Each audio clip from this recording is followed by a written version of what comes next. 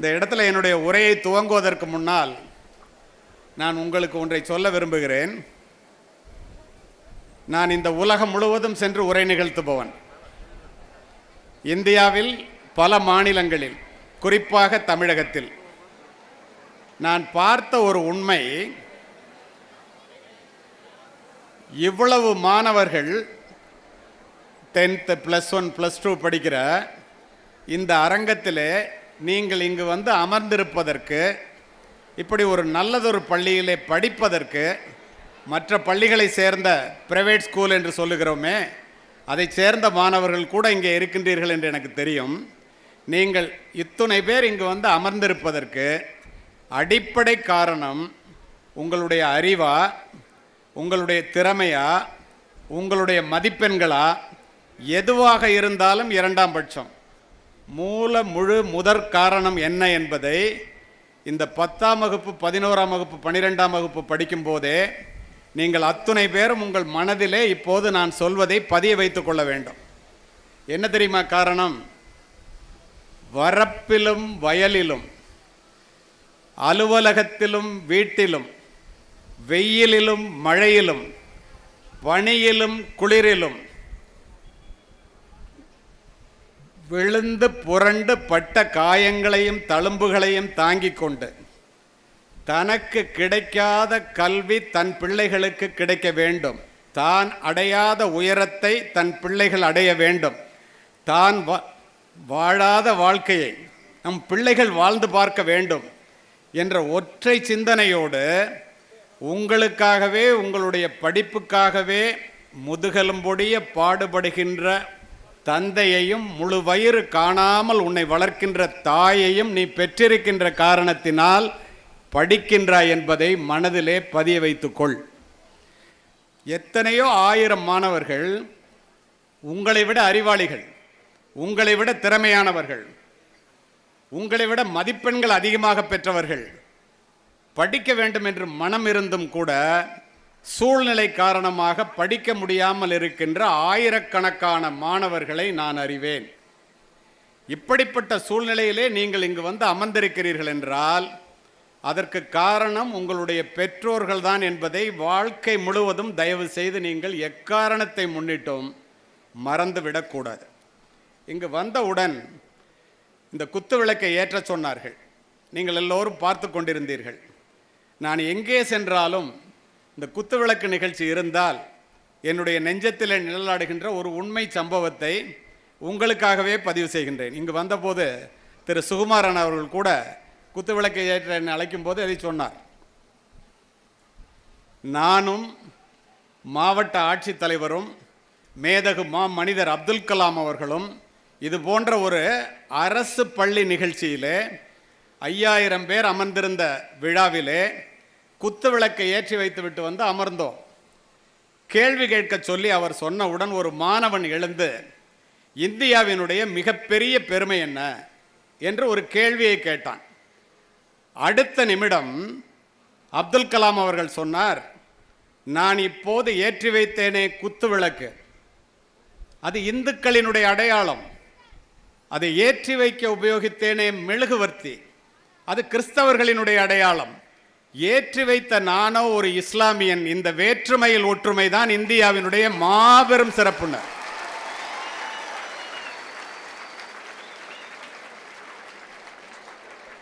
மிகவும் அமைதியாக இருந்து ஆழமாக உள்வாங்கி அற்புதமாக புரிந்து கொள்ளுகின்ற மாணவர்களுக்கு முன்னால் நான் உரையாற்றுகின்றேன் என்பதில் எனக்கு உள்ளபடியே மகிழ்ச்சி. இதை எதற்காக குறிப்பிடுகிறேன் தெரியுமா? அடுத்து ஒரு மாணவி எழுந்து என்னிடம் ஒரு கேள்வியை கேட்டார். இந்த பள்ளிக்கூடங்களினுடைய சிறப்பு என்ன? அப்துல் கலாம் அவர்கள் என்னை கை காண்பித்து விட்டார். மாவட்ட ஆட்சித்தலைவர், வட இந்தியாவை சேர்ந்தவர், அவருக்கு தமிழ் தெரியாது என்ற காரணத்தினால், அரசு பள்ளி மாணவர்கள் என்ற காரணத்தினால் என்னை பதில் சொல்ல சொன்னார். நான் சொன்னேன், நீ கோவிலுக்கு செல்ல வேண்டும் என்றால் ஒரு இந்துவாக இருக்க வேண்டும், மசூதிக்கு செல்ல வேண்டும் என்றால் ஒரு இஸ்லாமியராக இருக்க வேண்டும், தேவாலயத்திற்கு செல்ல வேண்டும் என்றால் ஒரு கிறிஸ்துவனாக இருக்க வேண்டும். ஆனால் ஜலகண்டபுரம் அரசு பள்ளியைப் போல ஒரு பள்ளிக்கூடத்திற்கு நீ வர வேண்டும் என்றால் மனிதனாக இருந்தால் மட்டுமே போதும். அதுதான் இந்த பள்ளிக்கூடங்களினுடைய சிறப்பு. நீங்க நினைச்சு பாருங்க, இந்த பள்ளிக்கூடத்தில் தான் நேற்று தான் நாம் குடியரசு தினத்தை கொண்டாடி இருக்கோம். ஜாதி மத பேதம் இல்லாமல் அரசியல் சாசனம் முழுமையாக அமல்படுத்தப்படுகின்ற இடம் இன்று வரை மாறாமல் இருப்பது பல இருந்தாலும் கூட இந்த பள்ளிக்கூடங்கள் அதில் முன்னிலை வகிப்பதாகவே நான் உணர்கிறேன். ஏனென்றால் அத்தனை பேர் மனிதர்கள். இதை உறுதிப்படுத்துவதற்காக கடைசி வரை இதை நீங்கள் மனதிலே பதிய வைத்துக் கொள்ள வேண்டும் என்று விரும்புகிறேன். சரி, இப்போ பள்ளிக்கூடத்தில் என்னை உரை நிகழ்த்துவதற்கு கூப்பிட்டுருக்காங்க. நான் என்ன சார் பேசணும்னு உங்கள் நிகழ்ச்சி ஏற்பாட்டாளர்கள் உங்களுடைய முதல்வர் உட்பட எல்லாத்தையும் கேட்டேன். மாணவர்களுக்கு நிறைய ஆசிரியர்கள் இருப்பாங்க, ஆசிரியர்களுக்கு நீங்கள் உரை நிகழ்த்த வேண்டும். கிராமப்புறத்து பள்ளி, அவர்கள் வாழ்க்கையில் இங்கே அமர்ந்திருக்கின்ற அசோக்குமார் ஐபிஎஸ்ஐ போலவோ அல்லது என்னை போலவோ மிகப்பெரிய உயரத்தை அடைய வேண்டும். நீங்கள் பேசினா கண்டிப்பாக அமைதியாக கேட்பாங்க அப்படின்னு அவங்க சொன்னதை நம்பி நான் உங்கள்கிட்ட வந்தேன். ஆனால் அவங்க சொன்னதை விட நீங்கள் அமைதியாக உள்வாங்கி கொண்டு வாழ்க்கையில் வெற்றி அடைய வேண்டும் என்ற எண்ணமுடையவர்களாக இருப்பதை நான் அறிகின்றேன்.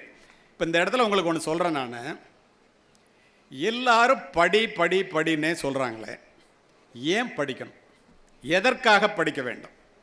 இப்போ பாருங்கள், உங்களுடைய பள்ளிக்கூடத்தில் படிச்சுட்டு காசி அவர்கள் இங்கே பேரூராட்சி தலைவராக இருக்கிறார். அடிப்படை படிப்பு. உங்களுடைய முதல்வர் திரு முருகேசன் நிறைய படிச்சிருக்கார், பார்த்தேன். எம்காம் எம்ஃபில் வரிசையாக படிச்சிருக்கிறாரு. அவர் இங்கே உட்காந்துருக்காரு. இன்னும் எத்தனையோ படித்தவர்கள் இங்கே அமர்ந்திருக்கின்றார்கள். அசோக்குமார் ஐபிஎஸ், திரு கணேசன் பெரிய பட்டதாரி, நான் உட்பட. இதெல்லாம் உங்களுக்கு கண்ணுக்கு முன்னால் ஏன் காமிக்கிறேன்னா, இத்துணை பேரும் இந்த மேடையிலே அமர்ந்திருப்பதற்கு என்ன காரணம்? எல்லோருமே பெரிய கோடீஸ்வரர்கள், பணத்தை மூட்டை மூட்டையாக வைத்திருக்கின்றோம் என்ற காரணத்தினால இல்லை. பின் எதற்காக? எல்லாருக்கும் வாழ்க்கையில் ஒரு மரியாதை வேணும், ஒரு ரெக்கக்னேஷன் கிடைக்கணும், மேடைக்கு ஏறணும்.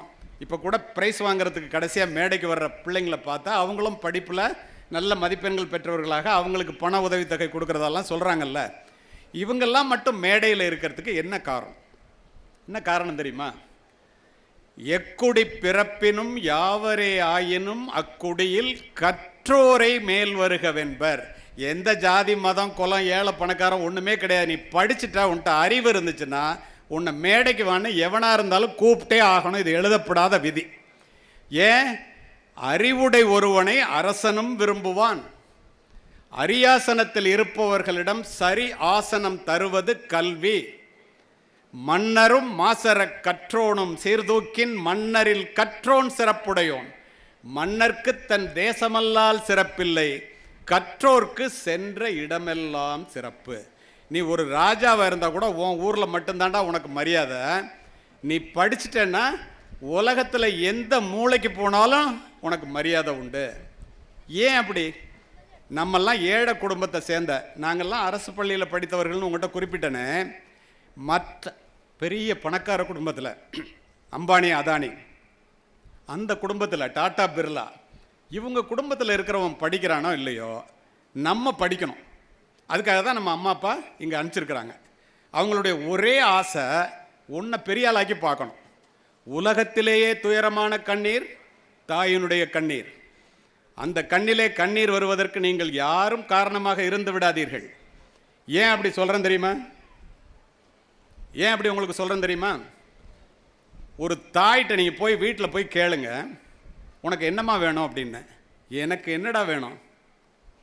நீ மட்டும் படிச்சுட்டு பெரிய ஆளாயிட்டன்னா இந்த குடும்பமே நல்லா இருக்குப்பா, ஒரு தலைமுறையே மாறிடும், எனக்கு ஒன்றும் வேண்டாம்டா அப்படின்னு சொல்லுவாங்க. உங்களுடைய அம்மாவுடைய சிறப்பு என்ன தெரியுமா? மிகப்பெரிய சிறப்பு. சமீபத்தில் அமெரிக்காவில் நியூயார்க்கில் ஒரு பள்ளிக்கூடத்தில் பேச கூப்பிட்டுருந்தாங்க. அங்கே போய் பேசிட்டு உட்கார்ந்த உடனே ஒரு வெள்ளை அமெரிக்க தாய் ஆங்கிலத்தில் கேட்ட கேள்விக்கு நான் தமிழில் பதில் என்ன சொன்னேன்னு உங்களுக்கு சொல்கிறேன். எவ்வளோ அமைதியாக கேட்குறீங்க பாருங்கள். அந்த அம்மா என்கிட்ட கேட்டாங்க, இந்தியாவில் படிச்சுட்டு, குறிப்பாக அரசு பள்ளிக்கூடங்களில் படிச்சுட்டு, பெரிய அளவில் பிஹெச்டி முடிச்சுட்டு மிகப்பெரிய ஆட்களாக இங்கே வேலை பார்க்குறவங்க, அந்த காலத்திலே படித்தவங்க நிறைய பேர் இருக்காங்க. இப்போ வர்ற பிள்ளைகளையும் நான் பார்க்குறேன். அவங்கள்ட்ட இருக்கிற ஒரு ஒழுக்கம், அவங்கள்ட்ட இருக்கிற உழைப்பு, அவங்கள்ட்ட இருக்கிற மனித நேயம், அவங்க பெற்றோர்கள் மீது வைத்திருக்கின்ற பாசம், பிள்ளைகளை வளர்க்கின்ற விதம், இதெல்லாம் பார்த்தா எங்கள் அமெரிக்கா பிள்ளைங்க அந்த மாதிரி இல்லையே சார். எப்படி சார் உங்கள் அம்மாலாம் அந்த பிள்ளைங்களை வளர்க்குறாங்க அப்படின்னு என்கிட்ட கேட்டாங்க. ரொம்ப மகிழ்ச்சிமா, நான் எங்கள் தாய்மார்கள்ட்டையும் எங்கள் பிள்ளைங்கள்ட்டையும் அவங்க அம்மாவுடைய பெருமையை நான் போய் சொல்கிறேன்னு சொன்னேன். அடுத்து கேட்டாங்க, இதுக்கு என்ன சார் காரணம், ஒய் அப்படின்னு கேட்டாங்க. நான் என்ன சொன்னேன் தெரியுமா? தனக்காக சமைக்காத அம்மாவும் தனக்காக சொத்து சேர்க்காத அப்பாவும் உலகத்திலே இந்தியாவை தவிர, தமிழ்நாட்டை தவிர எந்த நாட்டிலும் இல்லை. அந்த ஒற்றை காரணம் தான் சொன்னேன்.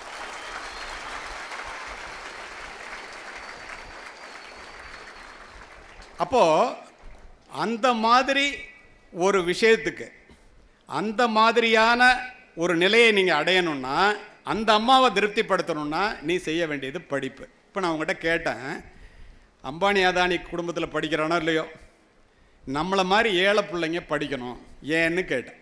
ஏன் தெரியுமா படிக்கணும்? மிகப்பெரிய பணக்காரர்களே பிள்ளைங்களை படிக்க வைக்கிறான். நம்ம ஏழை, அவனை விட நம்ம படிக்கிறது அவசியம், அவனை விட நம்ம படிக்கிறது நமக்கு பெருமை. உங்களுக்கு ஆச்சரியமாக இருக்கும் நான் சொல்கிறத கேட்டிங்கன்னா. பணக்காரர்களினுடைய மாளிகையிலே பிறக்கின்ற பிள்ளைகளினுடைய கால்களை கூட தாங்குவதற்கு தோள்கள் காத்திருக்கின்றன. ஒரு குழந்தை பிறந்துச்சுன்னா பணக்காரன் வீட்டில் 4 வேலைக்காரன் தோளில் தூக்கி வச்சுக்குவான். பிறக்கும் போதே ஏசி வசதியுடன் பயணச்சீட்டு பதிவு பட்டுப்பட்டிருக்கோம். இப்போ ட்ரெயினில் போனால் ஏசியில் போவான். நமக்கு பஸ்ஸு பாஸ் கேட்போம், பஸ்ஸுக்கே பணம் இருக்காது, ஏன்னா அவ்வளோ கஷ்டமான குடும்பம். ஆனால் நம்ம பெருமை என்ன தெரியுமா உனக்கு? பணக்காரர்களினுடைய மாளிகையிலே பிள்ளைகள் வளர்ந்தே பிறக்கிறார்கள். நம்மை போன்ற ஏழை குடும்பத்திலே பிள்ளைகள் பிறந்துதான் வளர்கிறார்கள். ஒன்றை தெரிந்து கொள்ளுங்கள் அருமை மாணவ செல்வங்களே, வளர்ந்தே பிறப்பது வாரிசுரிமை, பிறந்து வளர்வதே பிறப்பின் பெருமை. அதை உங்களால் மட்டுமே நிரூபிக்க முடியும். அதற்கு கல்வி வேண்டும். இதனை நிரூபிக்கணும்னா உனக்கு கல்வி வேணும். அதனால தான் கல்வியினுடைய சிறப்பை சொல்ல வந்த இடத்திலே, பணத்தை விட கல்வி பெருசா, எல்லாரும் பணம் பணம்னு ஓடிட்டு இருக்கோம். ஆனால் நான் சொல்கிறேன் பணத்தை விட கல்வி பெருசுன்னு. உங்களுக்குமே தெரியும். ஏன் பெருசுன்னு நீங்கள் தெரிஞ்சுக்கணும்ல.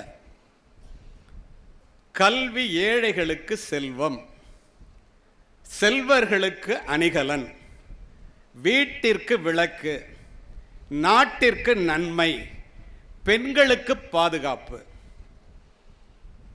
இந்த பெண்களுக்கு பாதுகாப்புன்னு சொல்கிறதுக்காக ஒரு இன்சிடெண்ட்டை நான் உங்களுக்கு சொல்கிறேன். எல்லாருமே மாணவர்களாக இருந்தாலும் பெண்களை விட ஆண்களுக்கு பாதுகாப்பு, பெண்களுக்கே பாதுகாப்புங்கிறதுக்கு என்னங்கிறத ஒரு உதாரணத்தை நான் அப்புறமா சொல்கிறேன். பணத்தை விட கல்வி சிறந்தது எப்படின்னு நான் உங்களுக்கு இப்போ சொல்லிடுறேன். வெள்ளத்தால் போகாது, வெண்தணலால் வேகாது, வேந்தராலும் கொள்ளத்தான் இயலாது, கொடுத்தாலும் நிறைவின்றி குறையாது, கள்ளர்க்கோ மிக அரிது, காவலோ மிக எளிது, கல்வி என்னும் உள்ளத்தே பொருள் இருக்க உலகெல்லாம் பொருள் தேடி உழல்வது ஏனோ. இது ஒரு பாட்டு. இது சீவக சிந்தாமணியில் உள்ள ஒரு பாட்டு. இது இந்த இடத்துல நான் சொல்லுவதற்கு காரணம், பணம் வெள்ளத்தில் அடிச்சுட்டு போயிடும், நெருப்பில் எரிஞ்சிரும், எடுத்தெடுத்து மற்றவனுக்கு கொடுத்தா குறையும். ஆனால் கல்வி கொடுக்க கொடுக்க வளரும். இப்போ நான் உங்கள்கிட்ட பேசிகிட்டு இருக்கேன்னா, படித்து பேச அது வளரும், பணம் குறையும். இப்போ சொல்லுங்கள், பணம் பெருசா கல்வி பெருசா? இந்த மாதிரியெல்லாம் இருக்குங்கிறத தெரிந்த பெரியவர்கள் நம்மகிட்ட என்ன சொல்கிறாங்க? இந்த உலகத்தையே மாற்றக்கூடிய ஒரு ஆயுதம் உண்டு. அந்த ஆயுதத்தினுடைய பெயர் கல்வி. படிக்க தெரியாத மந்திரியாக இருப்பதை விட படிக்க தெரிந்த ஏழையாக இருந்து இறப்பதுவே மேல்ங்கிற மெக்காலே. படிக்காமல் இருப்பதை விட பிறக்காமல் இருப்பதே மேல் என்கிறான் பேரறிஞன் பிளேட்டோ. அறியாமை என்பது ஒரு வெட்கப்பட வேண்டிய ஒன்று. நமக்கு ஒன்றும் தெரியாது அப்படிங்கிறது ஒரு வெட்கப்பட வேண்டிய விஷயம். ஆனால் அறிந்து கொள்வதற்கு இந்த மாதிரி வாய்ப்புகள் வரும்போது அதை உபயோகப்படுத்தவே இல்லை என்றால் அது அதை விட வெட்கக்கேடுங்கிறான் பெஞ்சமின் பிராங்க்லின். முதுமையை முன்னிட்டு நீ வயசானதுக்கு அப்புறம் நல்லா இருக்கணும்னா முன்னதாக செய்து வைத்துக் கொள்ளக்கூடிய பாதுகாப்பு பணிகளிலேயே மிகவும் உயர்ந்தது கல்வி. இதை நான் சொல்லலை, மிக பெரும் மாபெரும் ஆசிரியன் அரிஸ்டாட்டில் சொல்கிறான். ஏன் அப்படி சொன்னான்? படிக்கின்ற மாணவனை மட்டுமின்றி அவன் பிறந்த வீட்டையும் இந்த நாட்டையும் உயர்த்தக்கூடியது கல்வி. நீ எத்துணை பெரிய கோடீஸ்வரனுக்கு மகனாக பிறந்தாலும் பெற்றோர்களிடமிருந்து சொத்தை பெறுவதை போல, இந்த வீட்டை நீ வச்சுக்க, இந்த பணத்தை நீ வச்சுக்க, இந்த காட்டை நீ வச்சுக்க அப்படின்னு அம்மா அப்பா பிள்ளைங்களை கூப்பிட்டு வயசானோன்னா எழுதி கொடுக்குறாங்கல்ல, அதை மாதிரி இப்போ உங்களுடைய தலைமை ஆசிரியர் திரு முருகேசன் படிச்சிருக்கிற பிஎஸ்சி, எம்எஸ்சி, பிகாம் அல்ல எம்ஃபில், பிஹெச்டி எல்லாம் இருக்குன்னு வச்சுங்க. ஒவ்வொரு பிள்ளையாக கூப்பிட்டு இந்த பிஏவை நீ வச்சுக்க, இந்த எம்ஏவை நீ வச்சுக்க, இந்த பிஹெச்டியை நீ வச்சுக்க கொடுக்க முடியுமா? முடியாது. அவனவன் படித்துத்தான் பெற முடியும். அதுதான் இந்த கல்வியினுடைய சிறப்பு. அந்த வாய்ப்பு ஏழை பிள்ளைகளாகிய நமக்கு இருக்கிறது. அதை நீங்கள் தவற விட்டுவிடக்கூடாது என்பதை 10வது 11வது 12ஆம் வகுப்பு படிக்கும்போது மனதிலே பதிய வைத்துக் கொள்ளுங்கள். மிக மிக முக்கியமானது இது.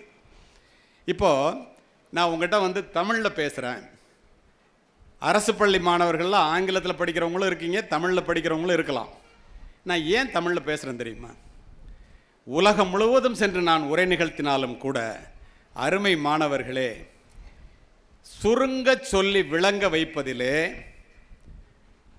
தமிழுக்கு நிகர், தமிழ் மொழிக்கு நிகர், தமிழனுக்கு நிகர் இந்த உலகத்திலே எவனும் இல்லை, எந்த மொழியும் இல்லை என்பதை மனதிலே பதிய வைத்துக் கொள்ளும். இதை நான் அப்படியே சொல்லிட்டு கடந்து போக விரும்பலை. ஹூஸ்டன்ங்கிற ஒரு இடத்துல ஒரு பள்ளிக்கூடத்தில் என்னை பேசுகிறதுக்கு அழைச்சிருந்தாங்க. அது ஆங்கில பள்ளி, ஆங்கிலத்தில் பேசணும். உள்ளே நுழையும் போது ஒரு ஆர்ச், அந்த ஆர்ச்சில் what we have learned so far is like a handful of earth and what we have yet to learn is like the whole world அப்படின்னு ஆங்கிலத்தில் 2 வரியில் எழுதி போட்டிருந்தாங்க. படிச்சுக்கிட்டே நான் உள்ளே போயிட்டேன்.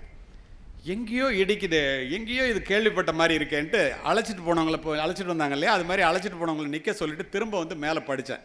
அமெரிக்காவில் ஆங்கிலேயர்கள் கற்றது கைமண்ணளவு கல்லாதது உலகளவு என்று 2 வார்த்தையில் ஔவையார் 1000 ஆண்டுகளுக்கு முன் சொன்னதை ஆங்கிலத்திலே இத்துணை வரிகளிலே அவர்கள் எழுதி போட்டு நம்முடைய தமிழை அமெரிக்கர்கள் பெருமைப்படுத்துகிறார்கள். அப்படின்னா எவ்வளோ பெரிய மொழிக்கு நம்ம சொந்தக்காரர்கள். இந்த இடத்துல ஒரு 2 நிமிஷம் நம்ம தமிழில் படிக்கிறோம், நமக்கு ஆங்கிலம் தெரியாது, நம்ம ஏழை, நம்ம கருப்பாக இருக்கோம், இதெல்லாம் தயவுசெய்து நினைக்காது. ஏன் சொல்கிறேன்னு கேளு. ஆங்கிலம் வாழ்க்கையிலே அவசியம் என்பதில் மாற்று கருத்துக்கு இடமில்லை என்று நினைப்பவன் நான். வெளிநாடுகளுக்கு போனேன்னாக்கா ஆங்கிலம் இல்லாமல் எதுவும் பண்ண முடியாது. ஒரு வேலைக்கு போகணுன்னா, ஒரு இன்டர்வியூக்கு வந்தான்னாக்கா ஆங்கிலத்தில் கேள்வி கேட்டால் நீ ஆங்கிலத்தில் பதில் சொல்லக்கூடிய தகுதி இருக்கணும். எத்துணை மொழிகளை வேண்டுமானாலும் கற்றுக்கொள்ளுங்கள், தவறில்லை. நீ பிழைப்பதற்காக எத்துணை மொழிகளை வேண்டுமானாலும் கற்றுக்கொள்ளலாம். ஒழுக்கமாக வாழ வேண்டும் என்றால் தயவு செய்து தாய் தமிழை கற்றுக்கொண்டே ஆக வேண்டும். அப்பொழுதுதான் நீ ஒழுக்கமான பிள்ளையாக வளர முடியும் என்பதில் மாற்று கருத்துக்கே இடமில்லை. இதை ஏன் சொன்னேன்னா, ஏன் தமிழை நீங்கள் கற்றுக்கிட்டே ஆகணும்னு சொல்கிறேன்னா, உங்களுடைய மொழியினுடைய பெருமை என்னன்னு முதல்ல இந்த படிக்கிற பிள்ளைங்க தெரிஞ்சுக்கங்க. நம்முடைய தாய்மொழி எத்துணை சிறப்பானது என்பதை முதல்ல நம்ம தெரிஞ்சுக்கணுமா இல்லையா? பேசுறது, எழுதுறது, படிக்கிறது, வாழ போகிறது எல்லாத்துக்கும் அதுதானே. ஏன் படிச்சுக்க தெரிஞ்சுக்கணும்னு சொல்கிறேங்களுங்க. ஒரு மொழி அழிந்தால் ஒரு இனம் அழிந்துவிடும். நம்முடைய முகவரியே நம்முடைய தமிழ்மொழி தான். நம்முடைய தமிழ்மொழி வெறும் மொழியல்ல, மற்ற மொழிகளைப் போல உயிரோட்டமுள்ள உணர்வுள்ள உன்னதமான மொழி. ஏன் தெரியுமா அப்படி சொல்கிறேன்? எந்த மொழியிலும் இல்லாத சிறப்பு நம்ம தாய்மொழிக்கு உண்டு. என்ன தெரியுமா? இந்த உலகத்தில் 7913 மொழி இருக்குது. ரொம்ப கவனமாக கேட்குறீங்க, அதனால உள்ளே போய் சொல்கிறேன் நான். 7913 மொழி உலகம் முழுக்க இருக்குது. இதில் 150 மொழிகளுக்கு மட்டுமே எழுத்து இருக்குது. மற்ற மொழிகளுக்கு எழுத்தே இல்லை, ஆனால் மொழி இருக்குது. எழுத்து இல்லைன்னா அந்த மொழி அடுத்த தலைமுறைக்கு போகாது. ஏன்? எழுத்து இல்லைன்னா புத்தகம் இல்லை, அடுத்த தலைமுறைக்கு கடத்த முடியாது. இந்த 150 மொழிகளிலே 2000 ஆண்டுகளை கடந்த மொழி எது? அது மட்டும் செம்மொழி அந்தஸ்து கொடுக்கணும், அதுக்கு இலக்கணம் இருக்கணும், இலக்கியம் இருக்கணும், எழுத்து இருக்கணும் அப்படின்னு ஒரு பெரிய ஆய்வு நடக்குது. 7 மொழியை மட்டும் தேர்வு செய்கிறாங்க. அந்த 7 மொழிகள் இலக்கணம், இலக்கியம், எழுத்து 2000 வருஷத்துக்கு மேலே. இந்த மொழிகள் தான் செம்மொழி அப்படின்னு சொல்லி கிரேக்கம், லத்தீன், ஹீப்ரு, சைனம், பாரசீகம், சமஸ்கிருதம், தமிழ் என்று 7 மொழியை தேர்வு செய்கிறாங்க. இந்த 7 மொழியில் நம்ம தாய்மொழி எப்படி சிறந்தது தெரியுமா? லத்தீன், கிரேக்கம், பாரசீகம், இந்த 3 மொழிகள் சுத்தமாக போர்த்துகீஸ் அப்படின்னு சொல்கிறோம்ல, போர்ச்சுகல், அந்த 4 மொழிகளும் பேச்சிலே இல்லை, பேச்சு வழக்கே இல்லை, அதனால உயிர் இல்லை.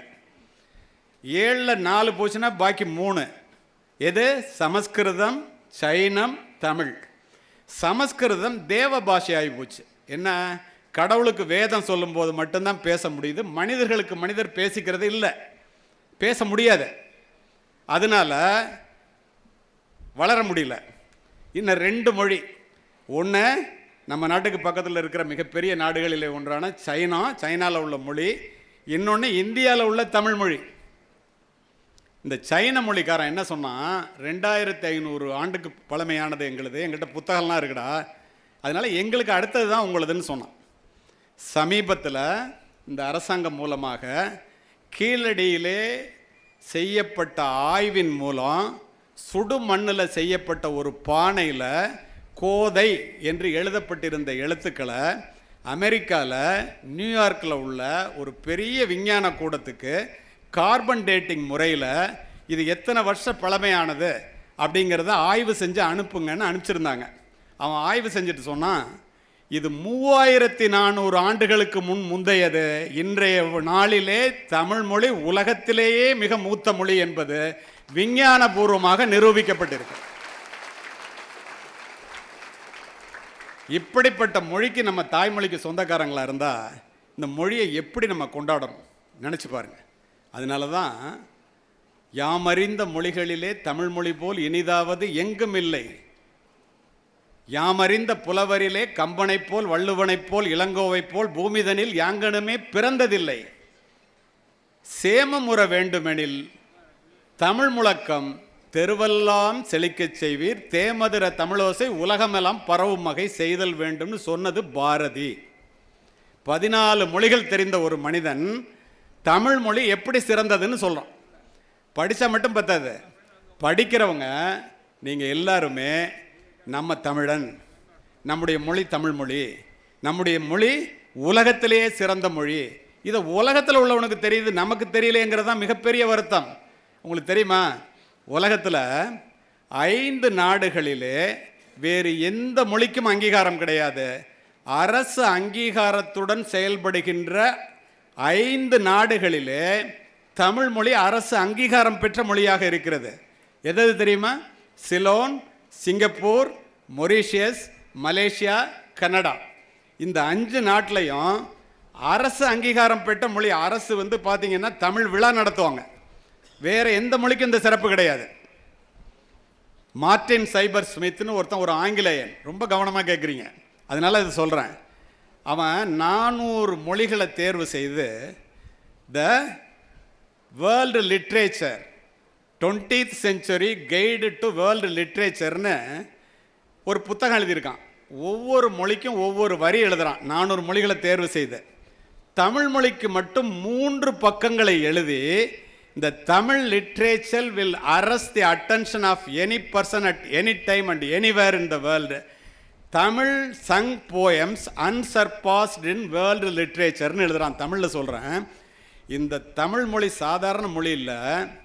இது உலகத்தில் எந்த நாட்டை சேர்ந்தவனாக இருந்தாலும், என்ன மொழி பேசுவனாக இருந்தாலும், எந்த காலகட்டத்திலும் இதை ஒருத்தன் உணர்ந்து படித்தான்னா அவனுடைய நெஞ்சத்தை கொள்ளை கொள்ளும். If the Western scholars found these sung poems, they will find a treasure trove.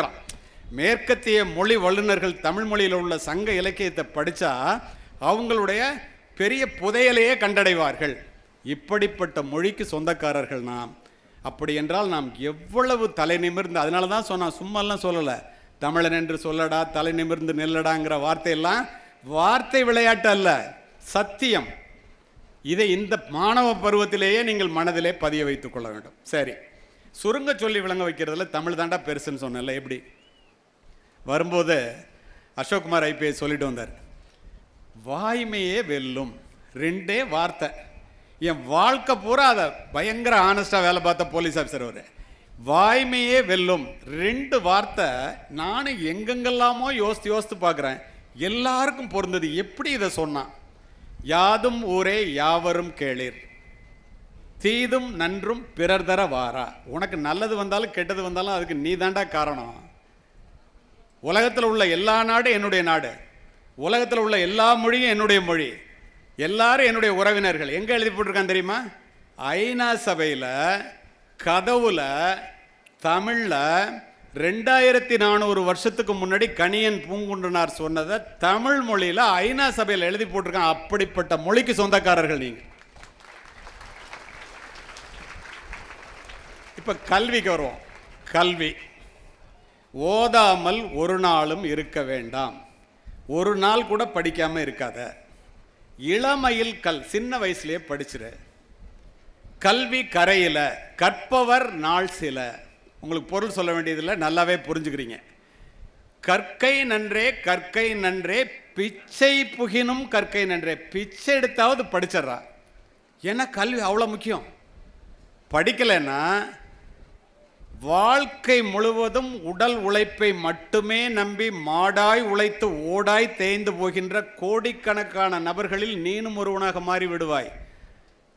எல்லா வேலையும் புனிதமான வேலை தான், அதை நீ செய்யறதுக்கு ரெடியாக இருக்கியாங்கிறதான். ரோட்டில் தார் போடுறான் பாரு, காலில் துணியை சுற்றிக்கிட்டு, டேபிள் துடைக்கிறான் பாரு, சாப்பிட்டவங்களுடைய பிளேட்டெல்லாம் எடுத்துக்கிட்டு, இதெல்லாம் படிக்கவில்லையே என்ற மன அழுத்தத்தோடு செய்கிறாங்க பாரு. அவர்களிலே நீங்களும் ஒருவராக மாறிவிடக்கூடாது என்றால் படித்தே ஆக வேண்டும். இந்த கல்வி என்ன தரும் தெரியுமா? தரும் நமக்கு தெரியுமா? அறம் பொருள் இன்பம் வீடும் பயக்கும், புறங்கடை நல்லிசையும் நாட்டும், உறுங்கவலொன்று உற்றுளியும் கை கொடுக்கும், கல்வியில் ஓங்கில்லை சிற்றுயிர்க்கு உற்ற துணை. என்ன அர்த்தம் தெரியுமா? அறத்தை கொடுக்கும், பொருளை கொடுக்கும், மகிழ்ச்சியை கொடுக்கும், மரியாதையை கொடுக்கும், பதவியை கொடுக்கும். உன்னை ஏளனமாக பார்க்குறான் பாரு, நாளைக்கு நீ படித்து பெரிய ஆள் ஆகிட்டா உன் வீட்டு வாசலில் அவன் நின்று உன்னுடைய பெருமையை பாட வைக்கும்.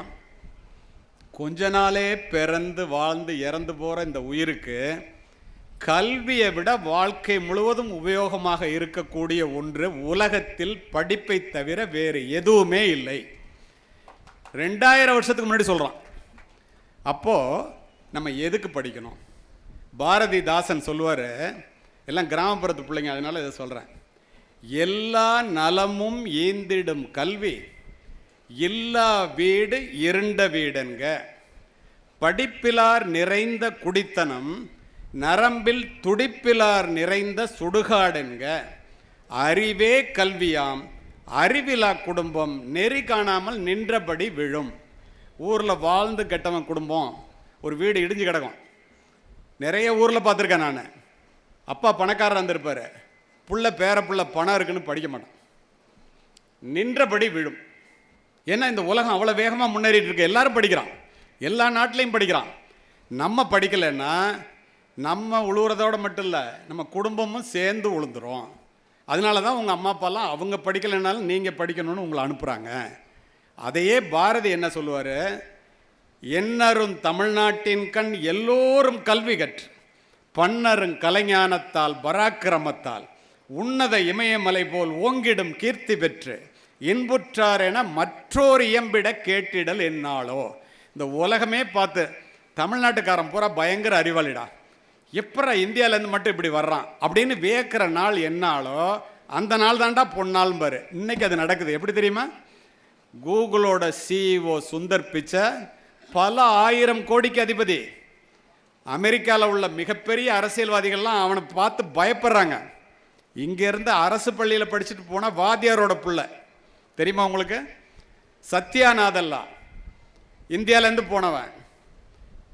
மைக்ரோசாஃப்டோட சிஇஓ, அங்கே இருக்கிற சிஇஓவில் 25 பேரில் 11 பேர் இந்தியாவிலிருந்து சென்றவர்கள், 5 பேர் சிவநாடார் உட்பட தமிழ்நாட்டிலிருந்து சென்றவர்கள் என்றால் அத்துணை பேரும் அரசு பள்ளியிலே படித்தவர்கள் என்பதை மனதிலே பதிய வைத்துக் கொள்ளும். இன்றைக்கு அது நடக்குதா இல்லையா? நம்மால் முடியாது என்று நாம் நினைப்பதையெல்லாம் இந்த உலகத்திலே ஏதோ ஒரு மூலையில் எவனோ ஒருவன் நம்மை சேர்ந்தவன் செய்து கொண்டு தானே இருக்கிறான். நம்ம செய்யணுமா வேண்டாமாங்கிறதான் கேள்வியே. உங்களுக்கு ஒன்று சொல்கிறேன். ஒரு 3 மாதத்துக்கு முன்னால் ஜெய்ப்பூரில்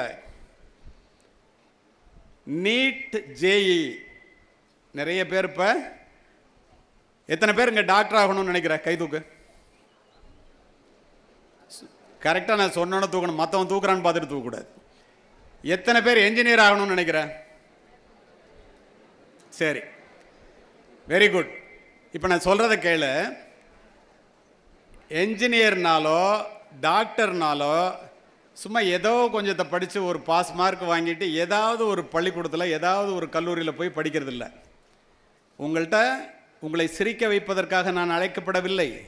உங்களை சிந்திக்க வைப்பதற்காக சுகுமாரன் அவர்களும் முருகேசன் அவர்களும் என்னை விரும்பி அழைத்திருக்கிறார்கள். நீங்களும் இவ்வளோ கவனமாக கேட்குறீங்க, அதனால் இதை சொல்கிறேன்.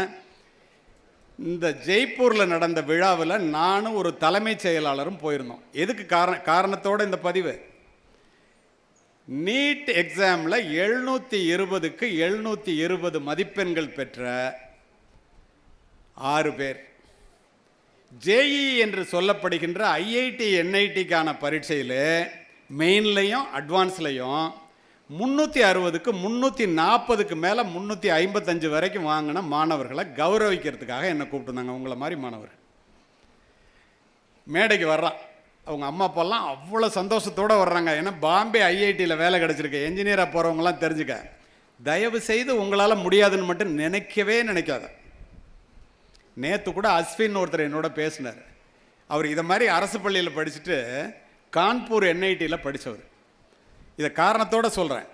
நான் மேடையில் பேசும்போது என்கிட்ட வந்து ஆசீர்வாதம் வாங்கிட்டு அப்புறம் பேசினார். அவர் யாருன்னு எனக்கு தெரியாது. அப்புறம் கேட்டால் கான்பூர் சார், நான் ஐஐடின்னாரு. நான் இல்லைங்க உங்கள்கிட்ட ஆசீர்வாதம் வாங்கணும்னு சொன்னேன். ஏன் இதை சொல்கிறேன்னா, இப்படிப்பட்டவர்கள் சாதிப்பதை நம்மளால் ஏன் சாதிக்க முடியாது? ஒரே காரணம், நம்ம படிக்கிறது இல்லை. இந்த மேலே வந்தாங்கல்ல, அவங்கள்ட்ட நான் கேட்டேன், எப்பரா 720க்கு 720 மார்க் வாங்குற? ஐஐடிக்கான தேர்வு வந்து it is suppose to be a toughest examination in global level. உலக அளவில் ரொம்ப கஷ்டமான பரீட்சைன்னு பார்க்கப்படுது. ஐஏஎஸ் ஐபிஎஸை விட கஷ்டமான பரீட்சைன்னு சொல்கிறான். அதில் எப்பரா 200 மார்க் வாங்கினாலே சென்னையில் உள்ள ஐஐடி கிடச்சிரும், பாம்பேயில் உள்ள ஐஐடி கிடச்சிரும். நீ எப்பரா 350க்கு மேலே மார்க் வாங்குற? ஏன் பாம்பேயில் உள்ள ஐஐடின்னு சொன்னேன் தெரியுமா? இந்த ஐஐடியில் உங்களை மாதிரி 16-17 வயசு முடிச்சுட்டு, தயவுசெய்து திரும்பவும் சொல்கிறேன், நம்மளால் முடியாதுன்னு நினைக்காத, முடியும்னு நினை. போய் படித்தவன் இந்த மாதிரி மார்க் வாங்கி பாம்பே ஐஐடியை பற்றி உங்கள்கிட்ட, மெட்ராஸ் ஐஐடி, பாம்பே ஐஐடி, மொத்தம் 23 ஐஐடி இருக்குது, 31 என்ஐடி இருக்குது. இதனோட பெருமை என்ன தெரியுமா? நீங்கள்லாம் படிக்கிறதுக்காக ஆரம்பித்தது. நம்மெல்லாம் ஒழுங்காக படிக்காதனால மற்ற ஸ்டேட்டில் இருக்க அரசு பள்ளியில் படிக்கிற மாணவர்கள் இந்த இடத்தெல்லாம் வாங்கிட்டு போகிறோம். ஒரு வருஷத்துக்கு தெலுங்கானா, ஆந்திர பிரதேஷ், கேரளா சாதாரண பள்ளிக்கூடத்தில் படிக்கிறவன் 1500 பேர் கணக்காக போகிறான். நம்ம ஊர்லேருந்து 250 பேர் போகிறான். சரி, 250 பேரில் உங்களை மாதிரி ஒருத்தன் இருக்கான் தானே, இந்த டீச்சர் சொல்லி கொடுத்து இந்த பாடத்தை படித்து தானே போகிறான். அவனுக்கு இங்கே ஒரு என்ஜினியராக போய் வேலை பார்த்தா அதிகபட்சம் 90,000 ரூபா, குறைஞ்சபட்சம் 10,000 ரூபா, 5 டிஜிட்டில் சேலரி. 10,000 ரூபா சம்பளம், 20,000 ரூபா சம்பளம், 30,000 ரூபா சம்பளத்தில் எத்தனை என்ஜினியர் வேலை பார்க்குறான்னு உங்களுக்கு தெரியும்.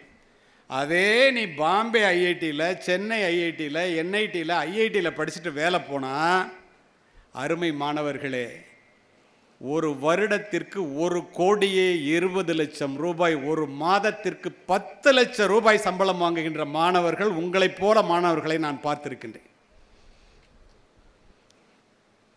அவன்கிட்ட கேட்டேன், எப்பரா அப்படி மார்க் வாங்கினா? அவங்க அம்மா அப்பாலாம் அப்படியே கண்ணில் கண்ணீர், எப்படி ஆனந்த கண்ணீர் மேலே வர்றாங்க. அவங்களுக்கெல்லாம் கொடுக்குறாங்க ப்ரைஸு. அதை விட ஒரு அம்மா அப்பாவுக்கு பெரிய சந்தோஷம் வேற என்ன இருக்க முடியும்? உன்னால் செய்ய முடியறத நீ செய்யலைன்னா அதை விட வருத்தம் வேற என்ன இருக்க முடியும்? எப்பறா நீ மட்டும் படிச்ச? நான் அவன்கிட்ட கேட்டேன். என்ன சொன்ன தெரியுமா? 10th 11th 12th 3 ஆண்டுகள் சமூக ஊடகங்களான செல்போன், டிவி, சினிமா பக்கம் தலை வைத்து படுக்கவில்லை. அதுதான் சார் அடிப்படை காரணம்.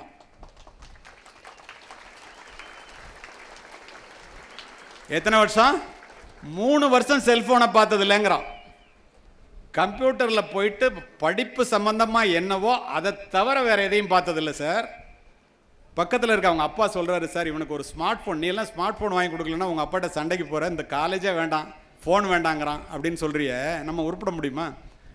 அவன் போய் சொல்கிறான், செல்ஃபோனை கொண்டு போய் கொடுத்தேன் சார், பேசுகிறதுக்கு முடியல என் பிள்ளைகிட்ட, ஜெய்ப்பூரில் படிச்சுட்டு இருந்தான், அங்கே போய் கொடுத்தா அவன் வேண்டான்ட்டான். ஏன்டா வேண்டான்னு சொல்கிற அப்படின்னு கேட்டால், என் கூட 6 பேர் இருக்கான்ப்பா, அவன்லாம் ஸ்மார்ட் ஃபோன் வச்சுக்கல, நான் மட்டும் வச்சு பேசிகிட்டு இருந்தா இப்போ இங்கே பேசுகிற மாதிரி மற்றவங்களுக்கு இடைஞ்சலாக இருக்கும், அதனால வேண்டாம்ப்பா. அது இல்லைன்னா ஒன்றும் ஓசோனில் ஓட்ட விழுந்துடாதுப்பா, உலகம் அழிஞ்சு போவாது, எனக்கு வேண்டான்னா நான் கொடுக்கல சார் அப்படின்னு. அவன் 6 பேர் எங்கடான்னா, இந்த பாருங்க உட்காந்துருக்கான் முதல்ல 6 பேர்.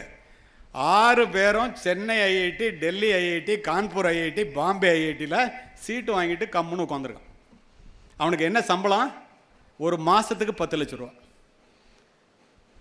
ஒரு குடும்பம், ஒரு தலைமுறை மாற்றம் உருவாகிறதா இல்லையா கல்வியால்?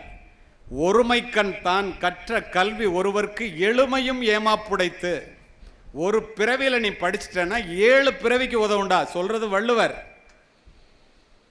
கேடில் விழிச்செல்வம் கல்வி ஒருவருக்கு மாடல்ல மற்றையவை. அறிவு அற்றம் காக்கும் கருவி செருவார்க்கும் உள்ளளிக்கலாக அரண். நீ மட்டும் படிச்சுட்டேன்னா ஒரு ராஜாவாக இருந்தால் கூட படையெடுத்து வந்தான்னா உன் சொத்தை அபகரிச்சுட்டு போகலான்டா, உன்கிட்ட இருக்க அறிவை எவனாலையும் அபகரிக்க முடியாது, படிடாங்கிற. நான் இப்போ சொல்கிறதெல்லாம் உங்களை மாதிரி மாணவர்கள் செய்கிறத சொல்கிறேன்.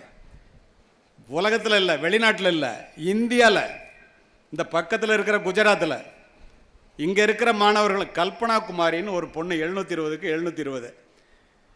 விழுப்புரத்து பையன் ஒருத்தன் வேலம்மாலில் படிச்சுட்டு இங்கே கவர்மெண்ட் ஸ்கூலில் படிச்சுட்டு +1 +2 படிச்சு இப்போ 720க்கு 720 வாங்கியிருக்கான். அவங்க அப்பா அம்மா 2 பேரும் டீச்சர். அவன் பூரா உங்களை மாதிரி அரசு பள்ளியில் தானே படித்தான்.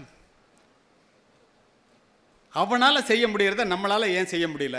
அத்தனை பேர் சொல்கிற காரணம் என்ன? செல்ஃபோன். இப்போ இந்த இடத்துல உங்களுக்கு ஒன்று சொல்கிறேன். செல்ஃபோன் என்பது ஒரு வரம். இணையம் என்பது மிகப்பெரிய கண்டுபிடிப்பு. இந்த உலகம் மிக வேகமாக முன்னேறுவதற்கு செல்போன் தான் காரணம், மாற்று கருத்தே இல்லை. இணையம்தான் காரணம். ஆனால் அதை நீ ஒழுங்காக உபயோகப்படுத்தும் வரை உன்னுடைய உயர்விற்கு அது காரணமாக இருக்கும். அதை தவறாக நீ உபயோகப்படுத்தினால் உன்னுடைய வீழ்ச்சிக்கு அதுதான் முதல் காரணமாக இருக்கும். இந்தியாவிலே 100க்கு 80% இளைஞர்கள் தவறாகவே உபயோகிக்கிறார்கள். எப்பொழுதும் செல்போனிலேயே இருக்கிறார்கள். இப்போ கூட ஒரு நேற்றைய ஹிந்து பேப்பரில் இந்த செல்ஃபோன் இந்த இளைஞர்களை 10,000 பேர்கிட்ட பேட்டி எடுத்திருக்கான். அசோக் குமார் தான் எனக்கு அனுப்பிச்சி விட்டார். இதை படிங்க, நீங்கள் நிறைய இடத்துல பேசுகிறீங்க, உங்களுக்கு யூஸ்ஃபுல்லாக இருக்குன்னு அனுப்புகிறேன்னே அனுப்பிச்சி விட்ருந்தார். 10,000 பேர்கிட்ட பேட்டி எடுத்திருக்கான் உங்களை மாதிரி மாணவர்கள்ட்ட. இதை எப்போ பார்த்தாலும் இந்த குப்பையை பார்த்துக்கிட்டே இருந்து கண்ணு கெட்டு போகுது, உடம்பு கெட்டு போகுது, மனசு கெட்டு போகுது, மூளையில் டென்ஷனாகவே இருக்கான். எப்போ பார்த்தாலும் என்ன செய்கிறோம், என்ன சாப்பிட்றோம், என்ன படிக்கிறோம் ஒன்றுமே தெரியல, பைத்தியக்கார மாதிரி அலையிறான். அதுக்கு காரணம் எதா இருக்கு? செல்ஃபோனாக இருக்கு அப்படின்னு யார் எழுதியிருக்கா? ஹிந்து பேப்பரில் 10,000 பேருக்கு ஆய்வு நடத்தி. என்னாச்சு?